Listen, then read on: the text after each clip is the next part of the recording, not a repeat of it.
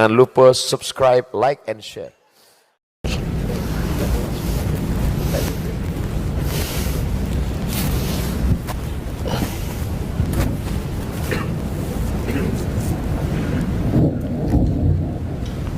Bismillahirrahmanirrahim. Assalamualaikum warahmatullahi wabarakatuh. Dari bunyi sambutan salamnya nampaknya acara ini sudah terlalu malam. Tapi jam saya menunjukkan baru jam 8 di Pekanbaru. Alhamdulillah, wassalatu wassalamu ala rasulillah wa ala alihi wa sahbihi wa man tabi'ahu wa maw. Di baleho depan ini ada gambar saya sedang berpelukan dengan seorang Habib Rifki Al-Hamid. Itu terjadi pada hari Senin tanggal 18 Maret 2019. Dan sekarang saya datang kemari Maret 2021. Jadi umur pelukan kami itu sudah 2 tahun yang lalu. Ketika itu jam 6 pagi emak saya meninggal dunia di Riau. Saya segera pulang dari Pulau Madura, sampai di airport bertemu dengan Sidi Al-Habib, berfoto, dan sempat saya berjanji insya Allah saya akan datang ke Ambon. Tak pernah terlintas di pikiran saya bahwa 2 tahun lagi akan datang, karena pada tahun-tahun ini begitu banyak jadwal dibatalkan karena sulitnya untuk mendapatkan izin. Menurut akal pikiran manusia tak mungkin saya akan datang ke Ambon menyampaikan tausiah dengan berbagai macam kesulitan, rapid antigen dan masker dan lain sebagainya. Tapi rupanya kalau Allah berkata, innama amruhu idza arada syai'an ayyakula lahu kun fayakun. Saya sedang mengambil pelajaran bahwa semua manusia mengatakan tidak, wahai Abdul Somad. Kalau aku ingin membantu menunaikan janjimu, maka semua akan terwujud. Inilah yang terjadi pada hari ini. Tapi tentu Habib Rifki Al-Hamid nanti beberapa hari ini akan kesulitan menjawab beberapa jamaah yang mengatakan, kenapa tidak dibuat di tanah lapang? Kami ingin mendengar tablik akbar.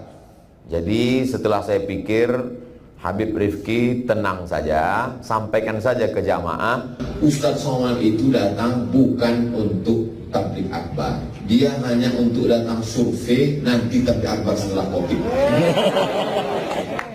Jadi supaya jamaah itu, oh jadi dia tidak datang tablik akbar? Tidak. Ini kenapa ada nampaknya dia seperti ceramah? Itu hanya geladi kotor saja. Mudah-mudahan dipanjangkan umur kita. Diberikan berkumpul di majelis yang baik bersama orang baik di tempat yang baik. Amin. Saya pernah ceramah di Jambi dikawal oleh pemuda Kristen. Saya pernah ceramah di Bali dikawal oleh Raja Concorde, Raja Bali.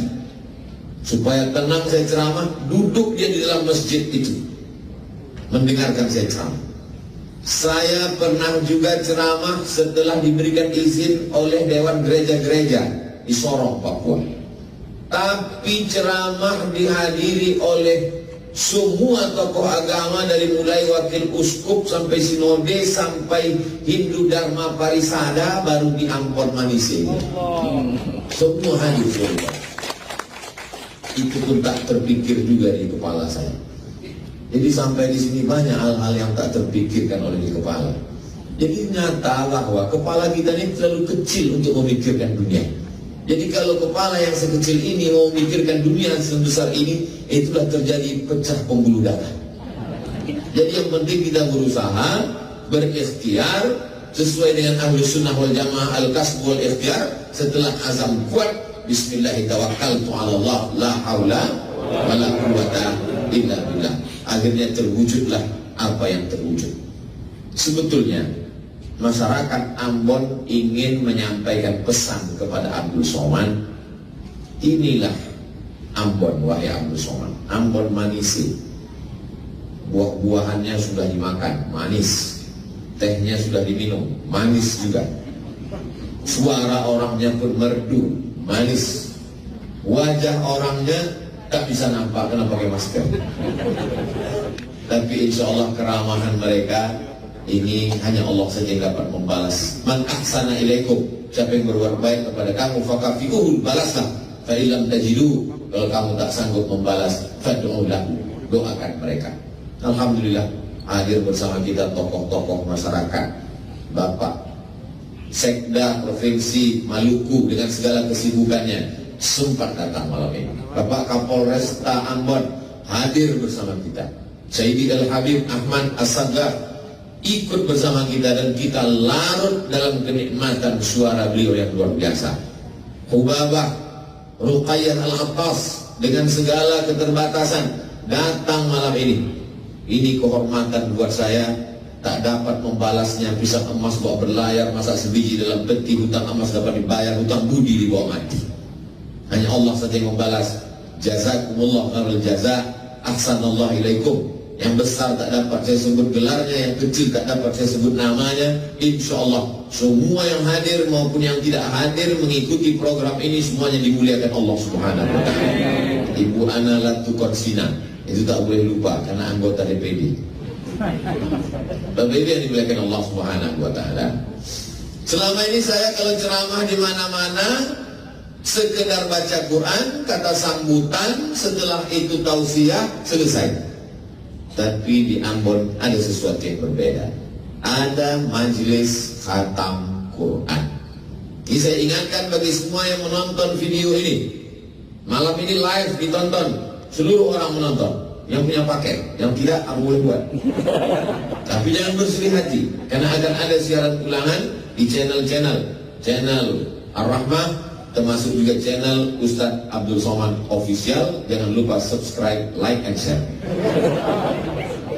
Kalian semua yang menonton acara malam ini, kalau kalian mau membuat majelis Isra Mi'raj, maka buatlah seperti yang dibuat di Ambon. Ada majelis khatam Quran. Ini sunnah takririyah, sunnah yang dilakukan oleh sahabat Nabi Muhammad SAW. Karena Anas bin Malik idza khatimal Qur'ana, Anas bin Malik kalau dia sudah selesai khatam Quran, jama'a ahlahu wa auladahu, dikumpulkannya istri dan anak-anaknya, lalu kemudian dia berdoa bersama mereka. Itulah yang sedang diamalkan di Ambon, dan saya belum pernah hadir majlis seperti ini. Maka ini ditonton mereka di seluruh Indonesia, dari Sabang sampai Papua, bahkan Brunei Darussalam, Malaysia, Singapura menyaksikan. Lalu kemudian di tahun akan datang mereka membuat Isra Mi'raj, mereka buat seperti ini, pahalanya mengalir kepada Sayyidi Al-Habib Rifki Al-Habib. Amin. Ke Ustaz Abu Somad ada juga, cuma tak terlalu banyak. Dalilnya mana? Man sanna fil islami sunnatan hasanatan, siapa yang membuat tradisi yang baik, falahu ajruha, dia dapat pahalanya. Wa ajru man amila biha, orang lain yang terinspirasi lalu membuat seperti ini, mengamalkannya, maka dia akan dapat pahalanya sampai hari kiamat. Setiap tahun momen Isra Mi'raj, Maulid Nabi, nuzul Quran, halal bihalal, ketika ada beberapa anak khatam, selipkan, dibacakan doa untuk orang tua, meleleh air mata orang tua karena haru, anak-anak berbahagia, foto mereka dicetak, dilihat, anak cucu mereka akan menonton, melihat gambar video malam ini. Ada gambar yang diambil kameramen, lalu mereka cetak, ditempel di dinding. Hari berganti, musim berubah. Itu untuk menghilangkan kartu saya. Maaf ibu sekalian, saya sini.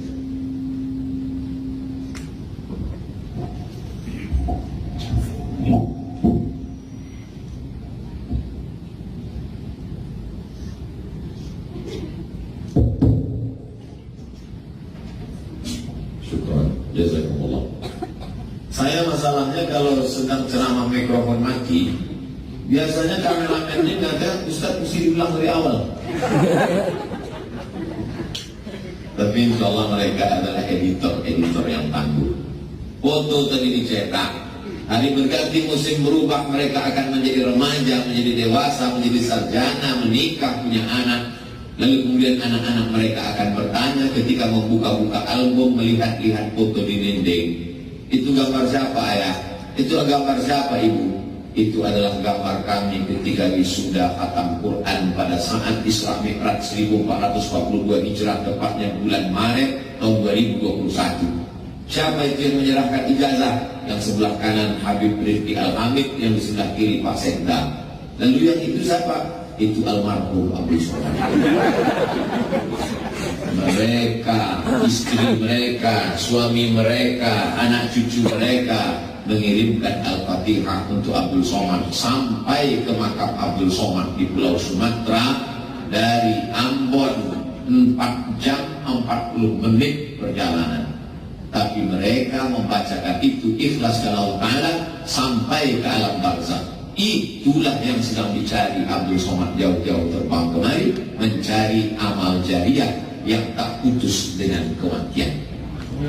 Rajin ketika salat duha, meninggal dunia, putus. Ceramah Abdul Somad kesana kemari, belum mati aja udah putus ceramah. Mana buktinya? Tak dapat izin keramaian karena COVID. Tapi ada yang tak putus dengan kematian. Mereka adalah harapan kita semua.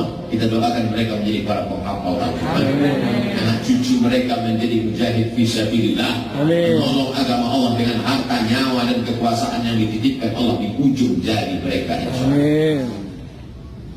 A'udzubillahi minasyaitonir rajim. Bismillahirrahmanirrahim. Subhanalladzi asra bi'abdihi laylan minal masjidil haram ilal masjidil aqsa alladzi barakna hawlahu linuriyahu min ayatina. Maha suci Allah. Kenapa awal ayat itu disebut dengan Maha suci Allah? Karena banyak orang yang tak mensucikan Allah ketika mendengar Isra dan Mi'raj, ujian setelah 10 tahun dakwah. Sebelum itu mereka mensucikan Allah, tapi begitu mendengar ada makhluk bisa terbang dari Masjidil Haram ke Masjidil Aqsa naik ke Sidratul Muntaha, lalu mereka berkata, "Hai Muhammad sallallahu alaihi wasallam, angkat kakimu sebelah kanan." Nabi angkat kanan. "Angkat kakimu sebelah kiri." Nabi angkat. Kata Nabi, "Jatuhlah kalau kau angkat sebelah kiri. Kalau mengangkat 2 kakimu saja kau tak bisa, bagaimana mungkin kau katakan bahwa kau pergi dari Masjidil Haram ke Masjidil Aqsa dan naik ke Sidratul Muntaha sebelum azan subuh kau sudah kembali ke Makkah?" Mengapa mereka susah untuk menerima Isra Mi'raj? Ada 3. Yang pertama, karena mereka tidak mau membaca. Andai saja Abu Jahal, Abu Lahab, Abu Sufyan dan Abu lainnya itu mau membaca, mereka bacalah kisah tentang Nabi Sulaiman. Orang Barat menyebutnya King Solomon. Sampai di Yogyakarta jadi Sulaiman. Nabi Sulaiman mendengar bahwa ada seorang ratu namanya Queen Balqis, Ratu Bilqis. Istananya di Yaman. Dan Nabi Sulaiman berada di Palestina. Dari Yaman ke Palestina lebih kurang 3.000 km. Kalau naik pesawat 3 jam dengan kecepatan pesawat 1.000 km 1 jam. Lalu kemudian Nabi Sulaiman tahu bahwa Ratu Balqis sudah mau datang. Maka apa kata Nabi Sulaiman? "Ya ayyuhal mala'u, wahai para tentara-tentaraku, ayyukum ya'tini bi'arsyiha qabla an ya'tuni muslimin." Siapa di antara kalian yang mau sanggup membawa kursi Balqis sebelum Balqis sampai ke Palestina? Nabi Sulaiman mau memberikan kesan pertama begitu menggoda. Bagaimana supaya ketika Balqis sampai ke Palestina dia terkejut. "Oh, aku belum sampai kok, kursiku sudah sampai duluan." Apa kata jin Ifrit? "Wa qala ifritum minal jin." Berkatalah jin Ifrit, "Ana atika bihi." Aku bisa membawa kursi Balqis dari Yaman ke Palestina. Berapa lama? Qabla an taquma min maqamik. Sulaiman, sebelum kau tegak dari tempat dudukmu, kursi Balqis sudah pindah dari Yaman ke Palestina. Kira-kira berapa detik lah itu tegak dari kursi tegak ke atas? Paling 5 detik. Kalau tidak terkena osteoporosis. 5 5 detik Sulaiman sampai kursi Balqis dari Yaman ke Palestina. Wa qala alladhi 'indahu 'ilmun minal kitab, berkatalah seorang laki-laki yang punya ilmu dari Al-Quran, namanya Asif bin Balkhiyah. Apa kata dia? Ana atika bihi qabla an yartadda ilaika tarfuk. Aku sanggup membawa kursi Balqis dari Yaman ke Palestina sebelum matamu berkedip. Begitu mata Sulaiman berkedip, langsung kursi Balqis sampai. Kalau memindahkan kursi Balqis dari Yaman ke Palestina sanggup dipindahkan oleh Asif bin Balkhiyah sebelum mata Sulaiman berkedip, maka sulitkah bagi Allah memindahkan Sayyidina wa Maulana Muhammad sallallahu alaihi wasallam dari Masjidil Haram ke Masjidil Aqsa naik ke Sidratul Muntaha? Mudah. Lalu kenapa itu tak dapat dicerna oleh Abu Jahal Abu Lahab? Karena mereka tak bisa membaca. Maka jadikanlah generasi ini generasi yang gemar membaca. Alhamdulillah Pak Ustaz, saya dari pagi subuh, zuhur, asar, maghrib membaca. Baca apa? Baca status. Membaca, karena Anda adalah apa yang Anda baca. Saya selalu mengatakan, wahai bapak-bapak, guru-guru, habib-habib, profesor, doktor, saya membaca, itulah saya. Mungkin banyak yang belum Tuhan baca, sudah saya baca. Tapi berapa banyak yang kalian baca belum terbaca oleh saya. Maka kita mesti mendidik anak-anak ini pandai membaca. Alhamdulillah, mereka sudah khatam membaca Al-Quran. Tradisi khatam baca Quran sudah hampir punah sekarang. Dulu tradisi di kampung halaman kami di Sumatera Utara, di Riau, di Pulau Sumatera, anak laki-laki khatam Quran ketika mau khitan, mau sunat. Mungkin di sini di Pulau Jawa sunatnya lebih cepat. Bayi umur 7 hari, di tempat kami agak lama, tamat SD. Bahkan ada yang tamat SMP, karena waktu tamat SD lari. Alhamdulillah sekarang sudah ada program namanya Sunatron, dan saya menjadi bintang iklannya. Anak Anda takut bersunat, daftarkan program Sunatron. Tidak sakit, langsung pakai celana dan bisa lari. Sudah kami sunat kemarin 90 anak, dan saya diminta untuk pemotongan yang pertama. Saya pun naik ke atas, anak itu menangis menjerit. Mendengar dia menjerit, saya pula yang takut. Tradisi biasanya menghatamkan Quran sebelum anak khitan bagi laki-laki, sedangkan anak perempuan biasanya dihatamkan sebelum akad nikah, ada acara berkhatam. Tapi di Ambon, Masya Allah, ada acara khusus jauh sebelum menikah, dia sudah dikhatamkan Al-Quran. Maka gugurlah kewajiban ayah dan ibunya, yaitu program ayyu'allimahul kitaba idza aqala. Wajib kau mengajarkan anakmu membaca Al-Quran sebelum dia berakal. Mereka sudah hafal.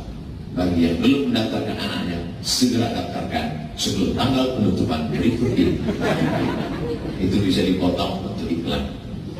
Saya selalu ada iklan pesantren, saya iklankan pengumpulan beras, lalu kemudian saya diminta menyerahkan beras setiap bulan. Makanya nanti saya pulang ke Pekanbaru, karena setiap hari Jumat kedua setiap awal bulan, pekan kedua menyerahkan beras.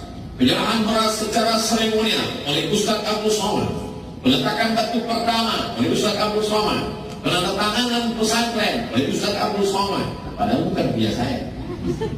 Lama-lama saya termenung, jangan-jangan nanti malaikat menyuruh saya berikut ini masuk surga oleh Ustaz Abdul Somad secara seremonial.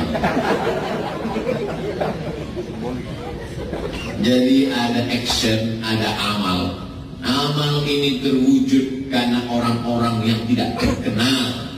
Ada tokoh-tokoh di balik layar sehingga jadi acara program besar ini. Tapi yang tampil ke depan Abdul Somad. Gambar yang paling besar di balikku gambar saya. Sampai lubang hidungku sebesar orang gini.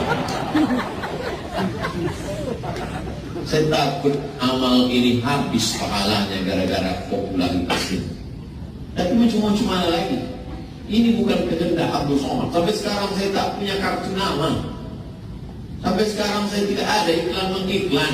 Ini adalah ujian dari Allah Subhanahu wa Ta'ala. Maka saya minta kepada ubaha, kepada habaib, kepada orang-orang soleh di majelis ini, doakan supaya Abdul Somad istiqomah iman dan Islam.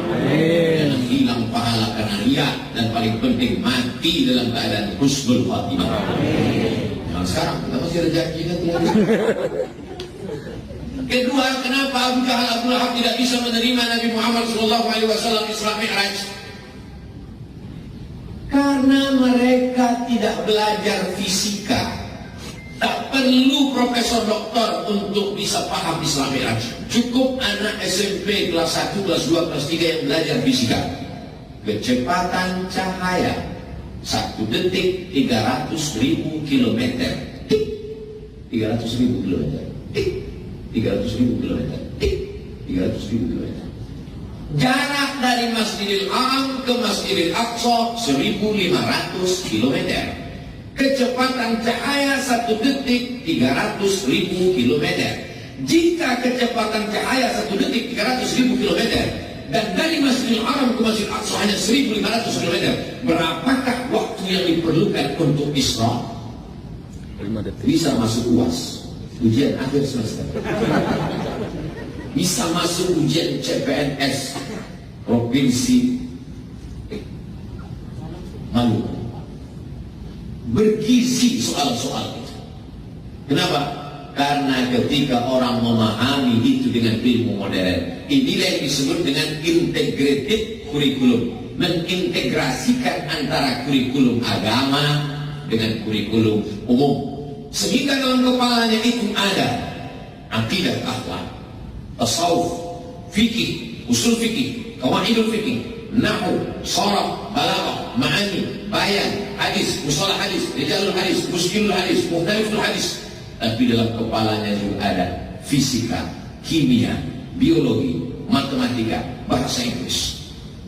Dia bebas mau menjadi apa saja, tapi di hatinya tetap la ilaha illallah Muhammadur Rasulullah. Inna fi khalqis samawati, dalam penciptaan langit, wal ardi, penciptaan bumi, wa ikhtilafil laili wan nahari, perputaran siang dan malam, la ayat. Itu semua ayat-ayat. Penciptaan langit ayat Allah. Ketika dipakainya akalnya untuk memikirkan ayat Allah, muncul ilmu astronomi. Penciptaan bumi ayat Allah. Ketika dipakainya otaknya untuk memikirkan ayat Allah, muncul ilmu geologi. Perputaran siang dan malam ayat Allah. Ketika dia pakai akalnya untuk memikirkan itu, muncul ilmu meteorologi, klimatologi, dan geofisika. Anggota tubuhnya ini ayat-ayat. Wa fil ardi ayatun lil muqinin. Di permukaan bumi ini ada ayat-ayat Allah. Wa fi anfusikum afala tubsirun. Di dalam dirimu mengapa tak kau lihat? Kalau dia kaji ayat-ayat Allah dalam dirinya, maka dia sedang meneliti ilmu anatomi tubuh. Kalau dia kaji ayat-ayat Al-Quran, dia akan jadi ahli tafsir. Kalau dia kaji ayat-ayat kasih sayang, dia akan menjadi penulis novel ayat-ayat cinta. Tidak lepas dari kedekatan dengan Allah Subhanahu wa Ta'ala. Abu Jahal, Abu Lahab tidak sampai nalarnya ke sana karena dia tidak belajar ilmu-ilmu modern. Anak-anak kita sudah hafal Al-Quran, ada yang juz 30, sudah menghatamkan bacaan Al-Quran. Nanti terserah dia mau sekolah kemana. Ceramah saya di Universitas Islam Indonesia Yogyakarta, ketemu dengan Bapak Rektor. Kata Pak Rektor, Ustadz Abdul Somad, siapa saja anak yang hafal Quran 30 juz, maka dia diberikan beasiswa full plus uang saku. Diberitakan anak-anak yang paling banyak di Fakultas Kedokteran adalah anak-anak penghafal Quran. Allahu Akbar. Allahu Akbar. Dia bisa jadi polisi, dia bisa jadi tentara, dia bisa jadi apapun. Insya Allah kalau hafal Quran dia tidak akan korupsi. Kalau hafal Quran dia tidak akan selingkuh. Kalau hafal Quran dia tidak akan berpikir macam-macam. Al-Quran menjaga dia. Apa kata Sayyidina Ali? Al-malu Wal ilmu, apabila harta dengan ilmu, al ilmu yahrusuka wal malu anta tahrusuhu. Ilmu menjaga engkau, harta itu engkau yang menjaganya. Mereka sudah dapat ilmu, ilmu itu menjaga mereka. Kita ilmu tak ada, harta pun tak punya, dua-dua tak ada. Mudah-mudahan mereka diberikan Allah dua-duanya. Amin. Ya Rabbal Alamin. Ketiga, kenapa Abu Jahal, Abu Lahab sulit untuk memahami Isra Mi'raj? Karena mereka adalah tak memahami makna Asra. Abdul Samad Sara Abdul Samad, Sara yasiru, Abdul Samad berjalan. Tapi bunyi ayat itu bukan Sara. Subhanalladzi asra, Maha suci Allah yang memperjalankan. Kalau memperjalankan berarti ada yang diperjalankan. Nabi Muhammad SAW tidak berjalan, tapi dia diperjalankan. Abdul Somad berangkat dari Cengkareng jam 2 malam. Pesawat pun terbang sampai ke airport Patimura, Ambon. Saya lihat jam saya, jam 5. Belum saya robah jamnya. Jam 2 berangkat, 3, 4, 5. Tambah 2 jam, 6, 7 waktu Ambon. 3 jam Abdul Somad terbang dari Cengkareng ke Ambon. Rupanya di dalam pesawat itu antara satu kaca dengan kaca jendela itu dua, ada kaca luar, ada kaca dalam. Rupanya ada nyamuk yang menyusup ke dalam. Kenapa nyamuk bisa menyusup? Karena mereka tidak ada cek anti rapid. Bisa nyamuk itu masuk ke dalam. Setelah sampai ke Ambon, keluar nyamuk itu dari jendela kaca pesawat. Berjumpalah nyamuk Cengkareng dengan nyamuk-nyamuk Ambon. Kata nyamuk Cengkareng, gue dari Jakarta jam 2 tadi. Sekarang sudah sampai jam 7 waktu Ambon. Maka ketawalah semua nyamuk-nyamuk di Ambon dan di Maluku.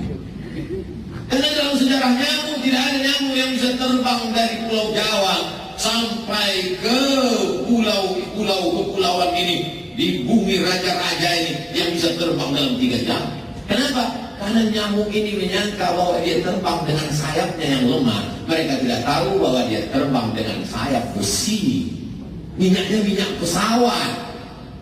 Tidak sampai logika Abu Jahal, Abu Lahab untuk menangkap peristiwa itu. Maka sulit dia. Maka anak-anak kita diajarkan ilmu-ilmu, tidak hanya ilmu agama, tidak hanya iman yang kuat, tapi juga ilmu rasional. Maka kita diajarkan Rabbana atina fid dunya hasanah wa fil akhirati hasanah wa qina adzabannar. Ini untuk ibu bapak yang mana tahu nanti anaknya nanya setelah 27 Rajab di mana-mana acara Isra Mi'raj. Papa, mama, ini apa nama acaranya? Isra Mi'raj. Isra Mi'raj itu apa? Nabi Muhammad dari Masjidil Haram kemudian naik ke Sidratul Muntaha. Kok bisa? Emang dia Superman? Dia tidak berjalan anakku, dia diperjalankan. Sama seperti semut yang tadi masuk ke dalam rambutan yang ibu bawa dari pasar. Kalau nyamuk samut itu mana bisa dia berjalan kaki, tapi kalau dia dibawa, dia sampai. Sesungguhnya perumpamaan itu adalah untuk memudahkan memahami teks ayat-ayat hadis-hadis Nabi Muhammad Sallallahu Alaihi Wasallam. Tapi akal ini memang sejengkal. Bambu buluh kalau panjang sejengkal jangan sampai kita pakai untuk mengukur lautan. Maka apa kata pepatah? Kalau galah panjang sejengkal, jangan laut hendak diduga. Tak dapat kau tangkap dengan akal pikiranmu, tapi dengan ilmu pengetahuan dan imanmu, kau dapat berkata, Subhanallah, Subhanalladzi asra bi'abdihi. Maha suci Allah dari tuduhan-tuduhan yang tidak layak dilontarkan oleh mulut-mulut Abu Jahal dan Abu Lahab. Tapi ada satu orang yang begitu cerita Nabi langsung percaya. Percaya itu bahasa Arabnya sadaqah. Orang yang percaya itu disebut dengan siddiq. maka di akhir namanya disebut digelar dia dengan gelaran Abu Bakar As-Siddiq. Asal usul As-Siddiq adalah kepercayaan dia, keyakinan dia tentang Isra Mi'raj Nabi Muhammad sallallahu alaihi wasallam. Kita lanjutkan. Tiba-tiba suatu malam nazara Jibril, turun malaikat Jibril alaihissalam. Fasyaqqa sadri, dibelahnya dada. Ja'a bi tisnin min zahab, dia bawa mangkok terbuat dari emas. Mamlu'un bil hikmati wal iman, isinya penuh dengan hikmah dan iman. Kemudian dia lepas jantungku, thumma ghasalahu bima'i samsam, lalu dibasuh, dicuci dengan air samsam. Setelah bersih baru dipasangkan lagi, thumma atba'ahu, lalu dijahit, dipasang, dibersih lagi. Sebelum Isra Mi'raj. Apa hikmah di balik pensucian hati ini? Ini simbol sebelum sholat kita mesti suci. Suci badan, mandi. Tak bisa mandi, wudu. Tak bisa wudu, tayamum. Tak bisa tayamum, ditayamumkan. Ditayamum tak juga bisa, berarti kena kopi dibungkus pakai plastik.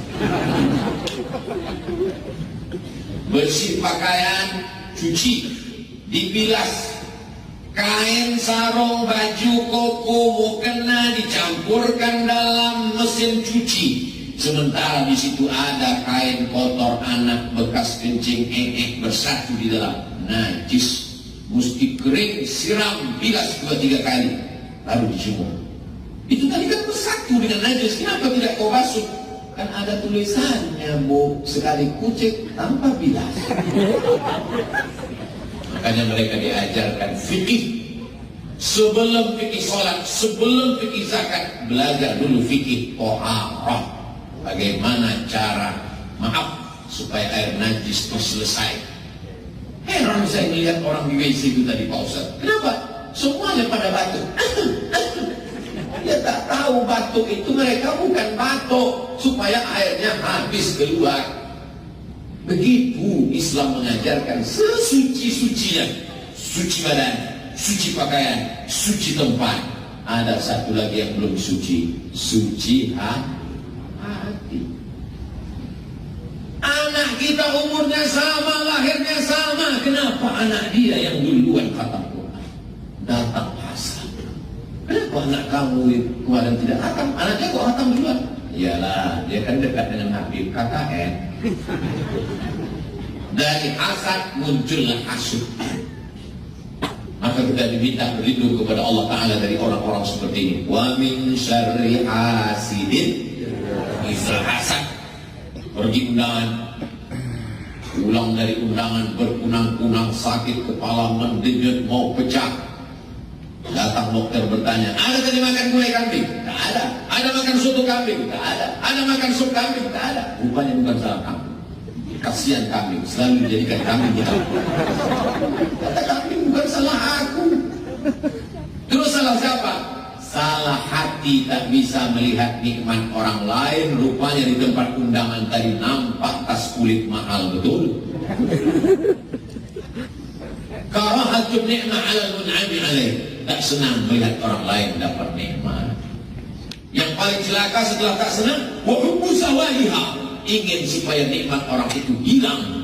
Kalau tidak mempan dengan hasud, maka dengan santet, dengan sihir, dengan black magic, dendam kesumat dan lain sebagainya. Melihat orang kaya, sakit hati dia. Melihat orang rumahnya renovasi, naik asam urat. Melihat orang yang bagus bajunya, naik asam lambung. Maka kapan kita bisa menikmati hidup? Orang yang hasad dan dengki itu bukan penyakit akhlak, tapi penyakit tauhid. Berarti dia tidak bisa menerima ketetapan Allah Subhanahu wa ta'ala. Maka kita ridha menerima ketetapan. Tapi kalau dia peroleh dengan cara yang haram, dengan cara yang batil, Islam mengajarkan amar ma'ruf nahi munkar. Kalau kau nasihati orang di depan orang banyak, kata Imam Syafi'i, sesungguhnya kau sedang menjatuhkan marwah, harkat, martabat, air mukanya. Kalau kau mau nasihati dia, nasihatilah dia 4 marah. Assalamualaikum warahmatullahi wabarakatuh. Waalaikumsalam. ada yang perlu saya sampaikan. Saya tak bisa bicara depan orang banyak, takut saya nanti Ustaz main. Oh baik, oke. Mesti Pak Mata? Iya Pak Ustaz. Apa masalahnya? Gila, mau minjam duit Pak Ustaz. Ada masanya kita bicara di depan orang banyak, tapi ada masanya menjaga harkat martabat orang. Makanya kata Nabi, di dalam badan manusia itu ada segumpal ala fil jasadi mudghah. Idza salahat salahal jasadu kulluh. Kalau yang segumpal sekepal itu baik, maka dari ujung rambut sampai ke ujung kaki menjadi baik. Wa idza fasadat, kalau dia rusak, maka dari ujung rambut sampai ke ujung kaki menjadi rusak. Ala wahyal qalb, yang segumpal itu adalah jantung. Makanya kita selalu takut kena penyakit jantung. Kemana Pak Haji kemarin yang kalau di sholat di masjid selalu di sebelah kanan imam itu meninggal mendadak? Kenapa? Jantung koroner. Mana pernah kita dengar cerita jantung meninggal kenapa? Kena kurang. Jamaah yang dimuliakan Allah Subhanahu wa taala. Jadi Allah berikan perumpamaan jantung itu zahir dan batin.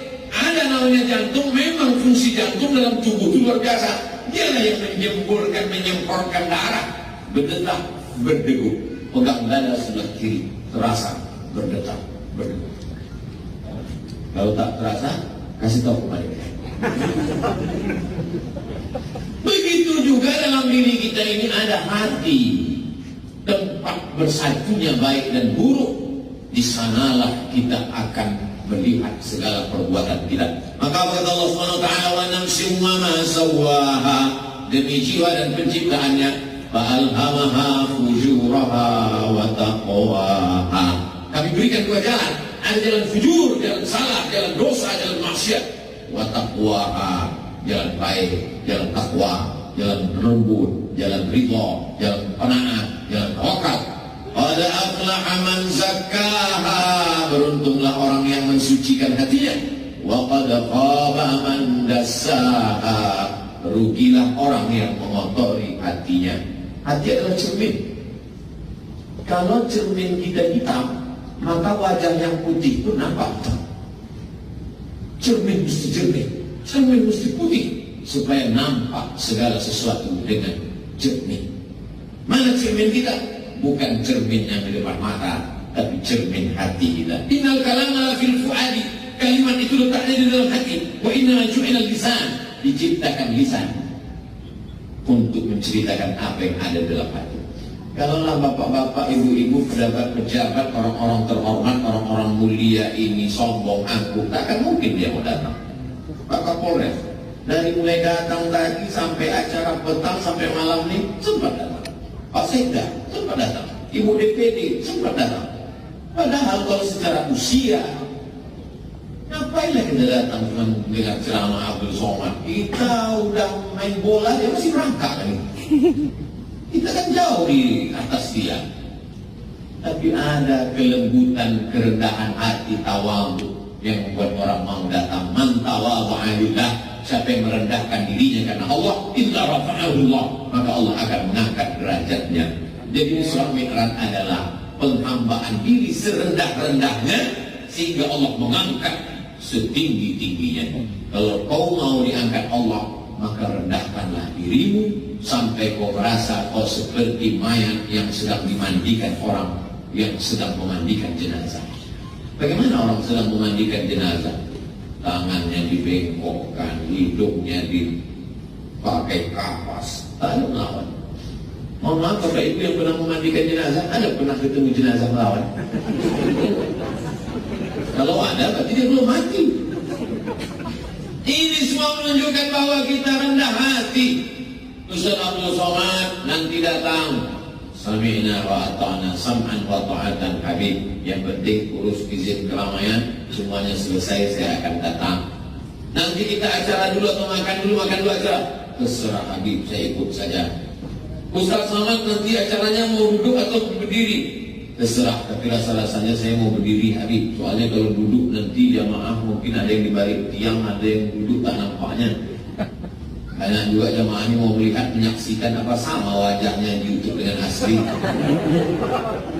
Jamaah, ini saya mau jelaskan kenapa saya berdiri. Padahal sebetulnya adab thalabul ilmi itu mesti duduk. Ini saya jelaskan supaya jangan ada dusta di antara kita.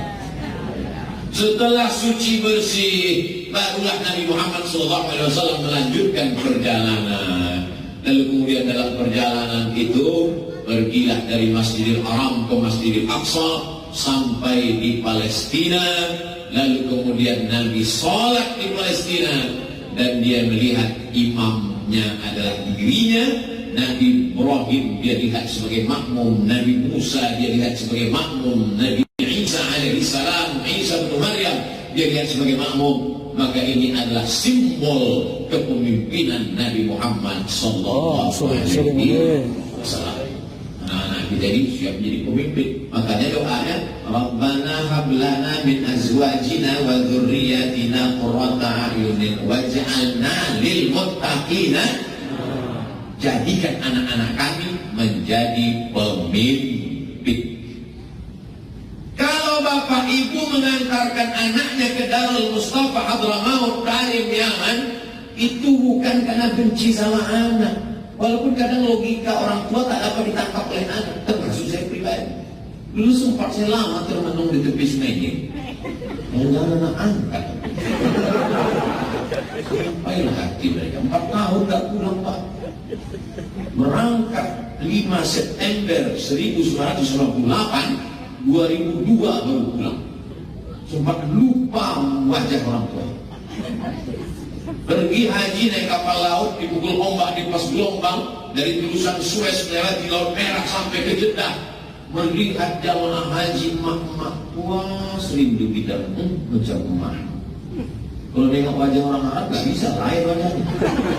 Nampak orang Indonesia, tengok lama takut pula dia disangkanya kita copet.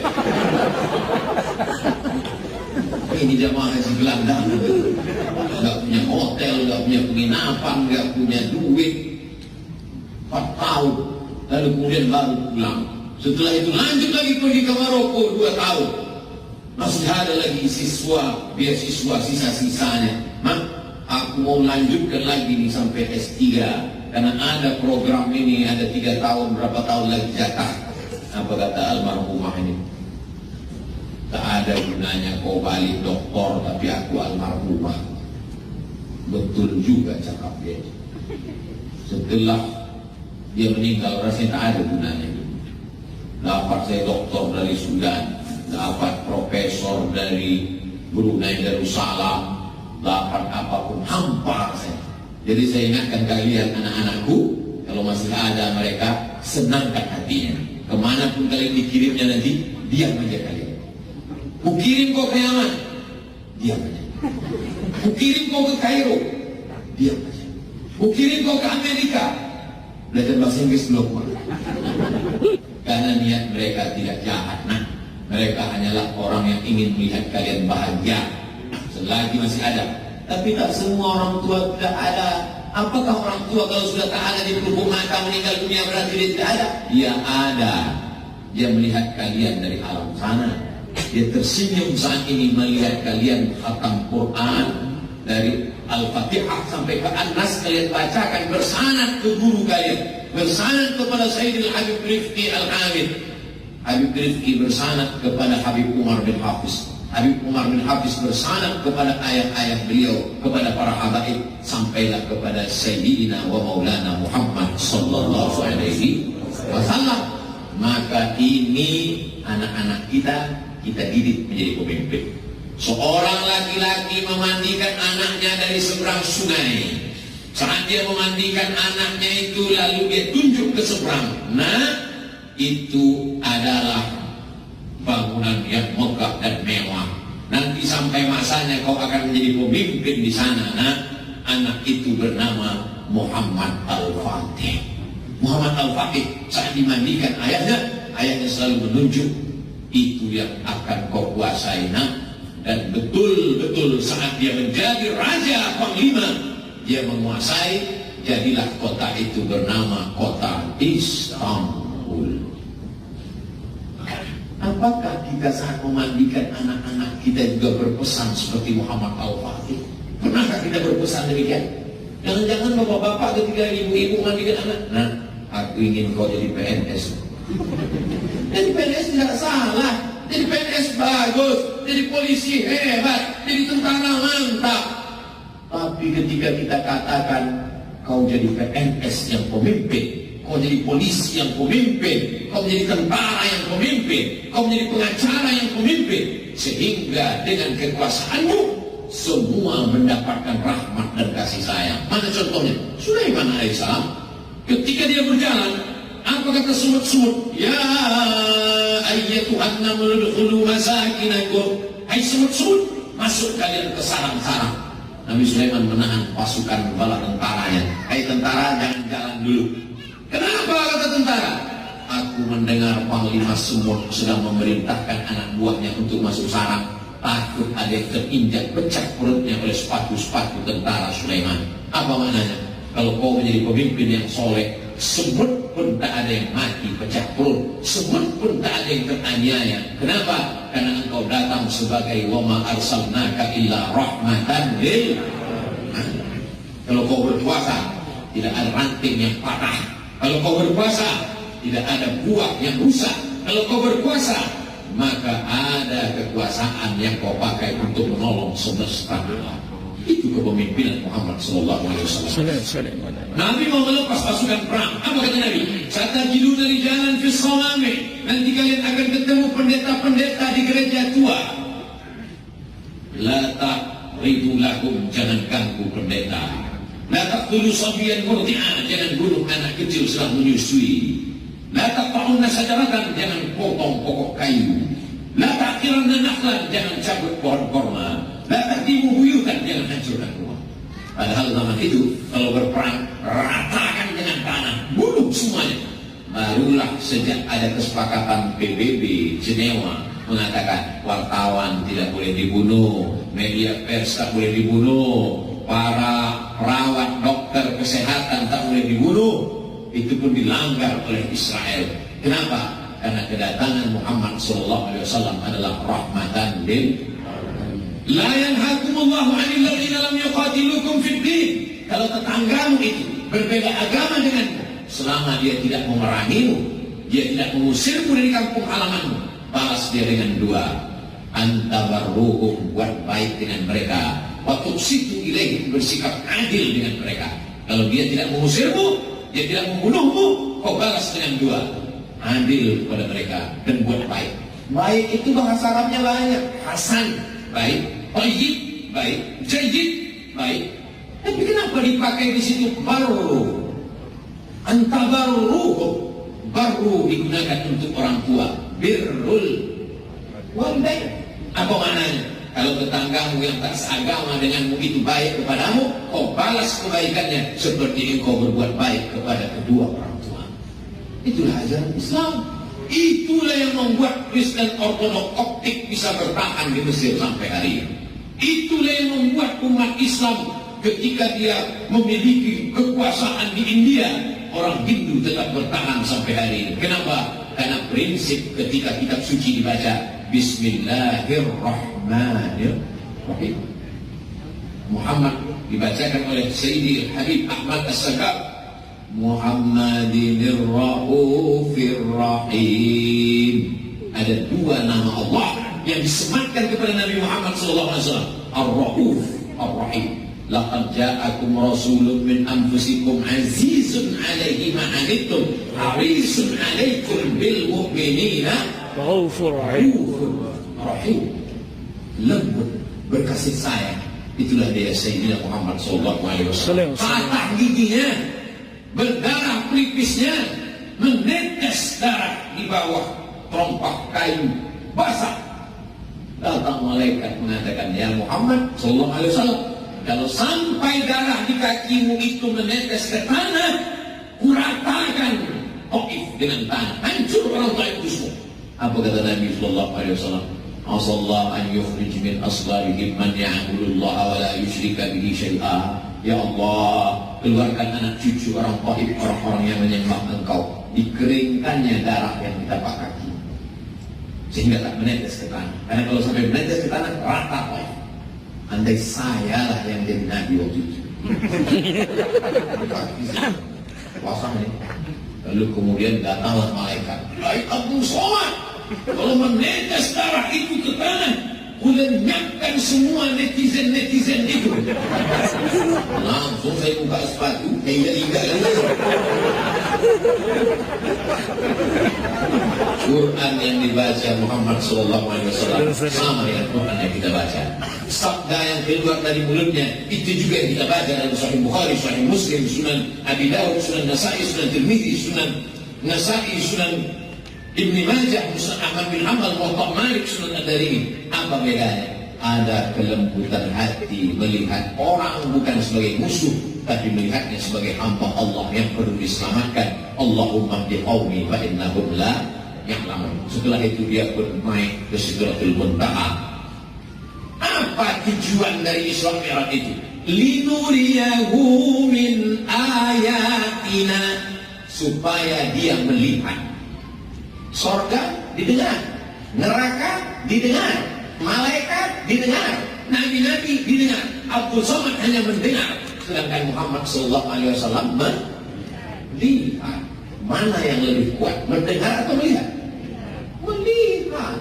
Katanya Ustaz Somad datang ya ke Ambon. Ya, aku dengar-dengar begitu. Betul, Ustaz Somad ada memberikan tausiah Isra Mi'raj khatam Quran. Aku dengar-dengar beritanya begitu. Kalau kamu, aku melihat dengan nyata. Kalau kau tak percaya, ini selfie kamu. Melihat lebih kuat daripada mendengar. Makanya Allah ingin membuat Isra Mi'raj itu apa? Linuriyahu min ayatina. Ketika itu apa yang dia lihat? Dia lihat ada orang memanen, tumbuh lagi. Dipanen tumbuh lagi. Kalau sawit dipanen, itu paling tidak 10 hari, 7 hari baru bisa dipanen lagi. Kalau pisang, tanyalah sama petani pisang. Kalau bunga, lihatlah berapa bunga.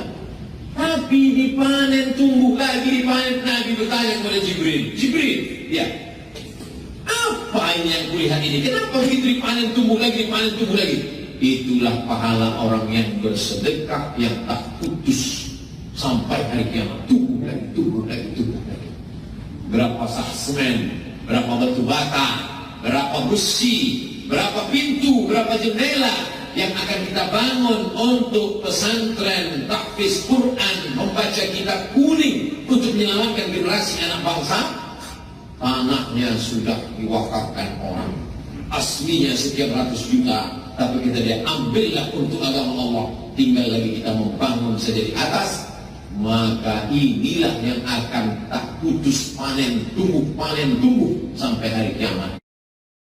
Jangan lupa subscribe, like, and share.